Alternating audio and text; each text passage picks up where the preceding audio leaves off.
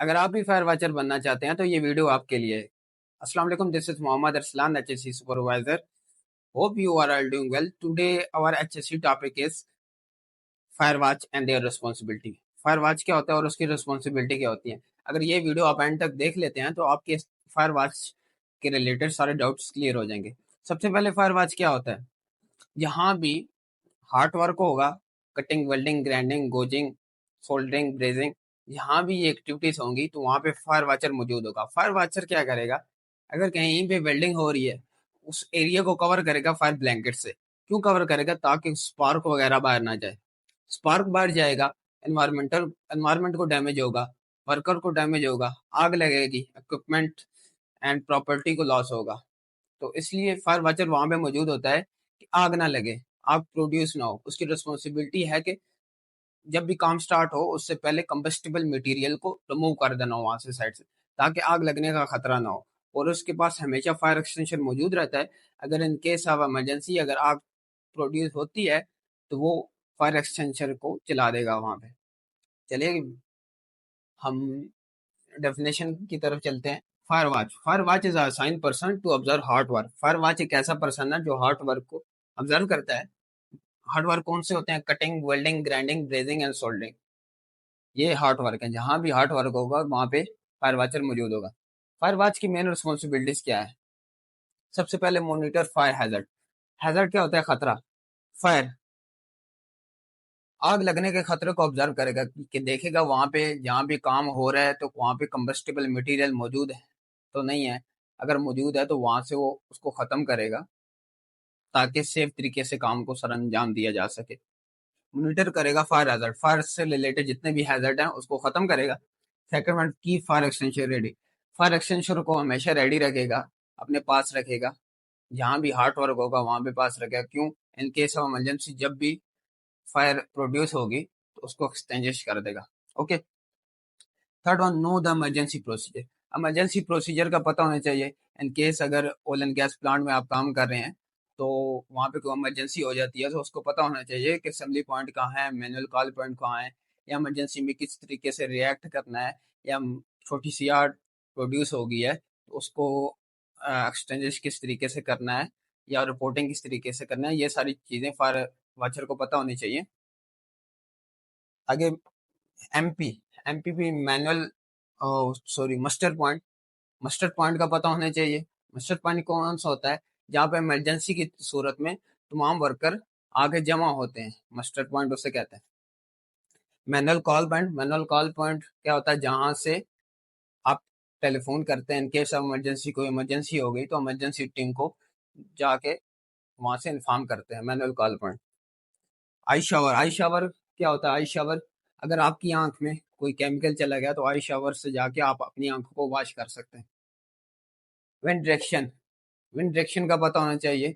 आप कहीं भी काम करते हैं कंस्ट्रक्शन में, ऑयल एंड गैस प्लांट में, तो आपको पता होना चाहिए कि विंड सॉक कहाँ है और उसकी डायरेक्शन क्या है। इन केस अगर गैस लीकेज हो जाती है तो विंड डायरेक्शन से आप इस चीज़ का अंदाज़ा लगा सकते हैं कि फायर की, और इस चीज़ का अंदाज़ा लगा सकते हैं कि गैस की डायरेक्शन कौन सी है, गैस लीकेज कहाँ से हो रही है। Report hazard immediately. जहां भी हैजर्ड देखेगा, कोई भी खतरा देखेगा, वहां पे रिपोर्ट करनी है आपने। रिपोर्ट किसको करनी है? अपने सीनियर को, सुपरवाइजर को, HSE ऑफिसर को रिपोर्टिंग करनी है। 30 फीट में 35 फीट 10.7 मीटर एरिया के लिए जहां भी काम करेंगे 35 फीट तक आपका कोई भी कंबस्टिबल मटेरियल नहीं होना चाहिए। अगर कटिंग, वेल्डिंग, ग्राइंडिंग कहीं भी आपने करनी है, वर्कर्स ने, वेल्डर ने करनी है, तो एरिया क्लियर होना चाहिए कंबस्टिबल मटेरियल। या फिर इसका एक और अल्टरनेटिव हल है कि उस एरिया को आप कवर करें फायर ब्लैंकेट से या तारपुलिन से, उसको कवर करें। नहीं तो अगर आप ओपन प्लेस पे आप ऐसा काम करते हैं तो आपका 10 मीटर और 35 फीट तक एरिया क्लियर होना चाहिए। कोई कंबस्टिबल मटेरियल उसमें मौजूद नहीं होना चाहिए। आगे परमिट। फायर वॉचर जहां भी काम करेगा वहां पे उसको पता होना चाहिए कि परमिट कहाँ पे मौजूद है, परमिट में क्या क्या चीजें मेंशन है। सारा परमिट उसको रीड आउट करना है। उसको पता होना चाहिए कि एक्टिविटीज कौन सी हो रही हैं और एडिशनल डॉक्यूमेंट उसके साथ कितनी डॉक्यूमेंटेशन एड्स हैं। अगर कन्फाइंड स्पेस का काम है तो rescue plan, ventilation plan add है कि नहीं है, आइसोलेशन सर्टिफिकेट है कि नहीं है, मेथड ऑफ स्टेटमेंट है या नहीं है, जेएसएस, इस सारी चीज़ों का उसको पता होना चाहिए।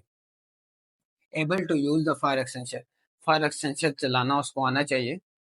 Stop the work if unsafe and, अगर कोई वो अनसेफ एक्ट देखता है कि वेल्डर है वो काम कर रहा है बगैर फेस शील्ड के, तो उसने स्टॉप करवाना है और तुरंत से रिपोर्ट करनी है। रिपोर्ट किसको करनी है? सेफ्टी ऑफिसर को करनी है या सुपरवाइजर को।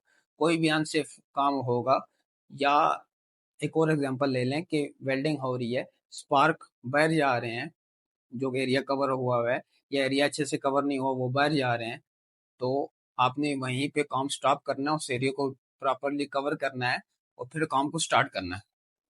रिपोर्ट जरूर करना है आपने, ऐसा कोई भी सीन हो तो आपने रिपोर्टिंग जरूर करनी है।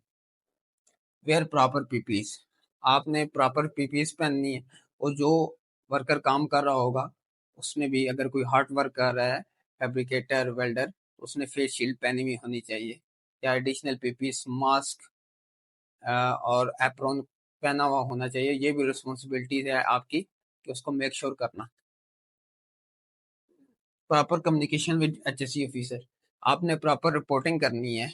अगर आपका कोई वर्कर मिसबिहेव कर रहा है या आपकी बात नहीं मान रहा, आपने इसलिए प्रॉपर कम्युनिकेशन करनी है। जो भी हैजर्ड हैं हैजर्ड हैं या कोई भी आपसे मसला परेशानी हो रही है तो आपने रिपोर्ट करनी है, आपने कम्युनिकेट करना है, डिस्कस करना है एचएससी ऑफिसर से, क्योंकि वो आपकी हिफाजत के लिए होता है और आपको फेवर देगा।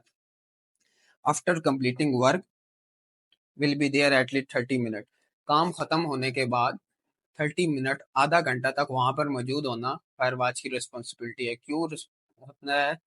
अगर कोई ऐसा इग्निशन सोर्स बाकी ना रहे जिसकी वजह से आग लगने का खतरा हो, इसलिए फायर वॉचर वहां पे मौजूद होना चाहिए।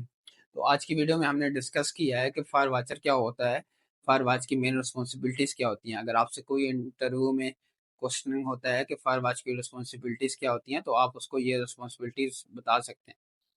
अगर आपको वीडियो अच्छी लगी हो तो चैनल को सब्सक्राइब करें, वीडियो को लाइक करें, कमेंट करें और बेल आइकन को ज़रूर दबाएं ताकि हमारी लेटेस्ट अपडेट आपको मिलती रहे। Thank you.